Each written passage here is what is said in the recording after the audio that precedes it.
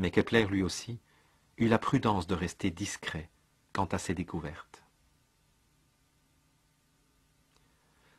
À la même époque que Kepler, un physicien et astronome italien du nom de Galilée jette les bases de la mécanique classique.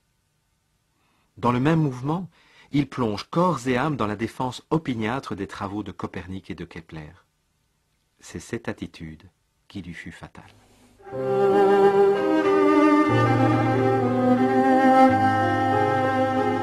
Nous sommes à Tübingen, à la fin des années 60. À cette époque, Gerd Hammer est l'un des cancérologues les plus réputés d'Allemagne. Chef du service d'oncologie de l'hôpital universitaire, spécialisé dans les cancers féminins, il reçoit des femmes venant de l'Europe entière. Créateur de génie, il dépose plusieurs brevets pour des inventions médicales, dont un scalpel révolutionnaire, encore utilisé aujourd'hui en chirurgie esthétique. Tout lui réussit. Il est immensément riche, il est reconnu par ses patients et ses pairs. Il vit une vie heureuse avec sa femme Sigrid, elle aussi médecin, et leurs 4 enfants. Une dizaine d'années plus tard, cette vie de bonheur et de réussite bascule brutalement. Son fils Dirk, âgé alors de 19 ans, passe des vacances paisibles avec sa sœur aînée Birgit et quelques amis. La nuit du 17 au 18 août 1978, sur l'île de Cavallo, au large de la Corse, il est gravement blessé à l'artère fémorale et au ventre par une balle tirée par le prince Victor Emmanuel de Savoie, fils du dernier roi d'Italie. Victor Emmanuel de Savoie est arrêté immédiatement. Il est placé en détention provisoire dans une prison corse à Ajaccio pendant 6 semaines. Malgré une reconnaissance de culpabilité signée de sa main, le prince d'Italie ne sera jamais condamné par la suite pour son acte. Dirk, quant à lui, est admis aux urgences, cliniquement mort. Après sa réanimation in extremis et une première opération pour arrêter l'hémorragie, on est obligé de l'amputer de sa jambe droite. Après 110 jours de souffrance et 19 nouvelles opérations chirurgicales, Dirk meurt dans les bras de son père, le 7 décembre 1978, à l'hôpital de Heidelberg. Le docteur Gerd Hammer a alors 43 ans.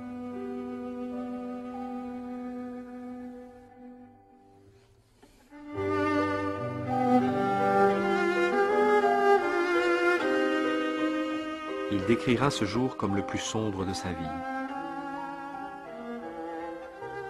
Sigrid est aussi effondrée que lui.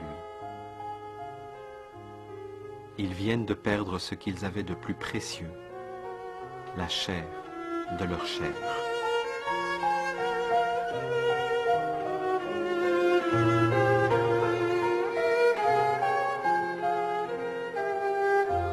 Trois mois plus tard, on diagnostique chez Gerd un cancer du testicule et chez Sigrid un cancer de l'ovaire.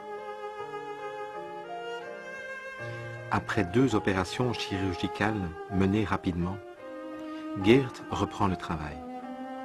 Pour lui, l'apparition du même cancer chez sa femme et chez lui n'est pas le fruit du hasard. Elle doit avoir un lien avec la perte brutale de leur enfant. À partir de là, systématiquement, le docteur Hammer interroge chacune de ses patientes atteintes d'un cancer. Il espérait tout au plus 30 à 40% de réponses qui établissent un lien entre le choc émotionnel et l'apparition de leur cancer. Quelle ne fut pas sa surprise lorsqu'il constate que toutes déclarent avoir subi, dans les semaines ou les mois qui précédaient, un choc brutal et intense qui les avait mises en état de blocage et de surstress. Entre 79 et 81, Hammer récolte ainsi les témoignages de 6500 cancéreux et malades. De ces témoignages et des analyses qu'il en fait, il tire des conclusions d'autant plus surprenantes qu'il les vérifie dans 100% des cas, ce qui n'a jamais été le cas en médecine avant lui. Première conclusion, le cancer d'un organe particulier résulte toujours du même type de choc émotionnel.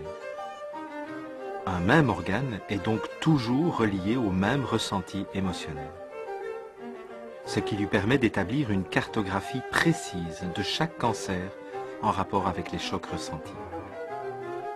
C'est ainsi qu'il a observé, par exemple, qu'un cancer du sein gauche, chez une femme droitière, est toujours provoqué par ce qu'il appelle un conflit de nid, en relation avec un enfant, réel ou virtuel. Le cancer des testicules ou des ovaires est en relation avec un conflit de perte brutale. Quant au cancer des os, par exemple, il est toujours déclenché par un grave conflit de dévalorisation. Deuxième conclusion, il parvient à visualiser sur les scanners du cerveau la trace du surstress provoqué par le choc émotionnel. Il découvre ainsi qu'à chaque type de choc correspond toujours la même zone du cerveau qui est toujours en relation avec le même organe. C'est ce qu'il vérifie. Dans les mêmes exemples que tout à l'heure, le conflit de nid se manifeste comme un foyer dans le cervelet droit latéral, le conflit de perte dans la partie occipitale du cerveau, tandis que le cancer des os dans la moelle du cerveau. Ainsi, l'examen précis et minutieux d'un scanner du cerveau permet au docteur Hammer de déterminer avec certitude quel organe est touché par le cancer. Troisième conclusion, ces corrélations en triade entre le choc psychique, la zone cérébrale et l'organe touché prouvent non seulement que la maladie ne se déclenche pas par hasard, mais que son développement est entièrement commandé par le cerveau. Partant de là, Hammer teste avec ses patients volontaires une nouvelle approche thérapeutique. Son raisonnement est le suivant. Si un choc brutal engendre un ressenti émotionnel traumatique, et si ce ressenti déclenche dans le cerveau la mise en route d'un programme biologique qu'on appelle une maladie, alors, si on résout la situation qui est à l'origine du choc, et ou si on résout le traumatisme émotionnel qui lui est relié, le cerveau devrait, en toute logique, commander et contrôler la régression de cette même maladie. C'est ce qu'il observe, de façon presque systématique. Il devient témoin ainsi de la dissolution, de la nécrose ou de la désagrégation naturelle des tumeurs cancéreuses en quelques semaines, sans chimiothérapie, sans radiothérapie et sans chirurgie. Au vu de ces nombreux résultats positifs en matière de guérison, Gerd Hammer écrit dans l'urgence une thèse de post-doctorat qu'il dépose à la faculté de médecine de l'université de Tübingen en octobre 1981. Son but est d'obtenir la qualification de professeur d'université et de faire reconnaître officiellement sa médecine nouvelle, afin que celle-ci soit enseignée dans toutes les facultés de médecine d'Allemagne et du monde. Son but est également de fournir ces résultats à l'université pour qu'ils puissent être testés le plus rapidement possible au bénéfice de tous les patients.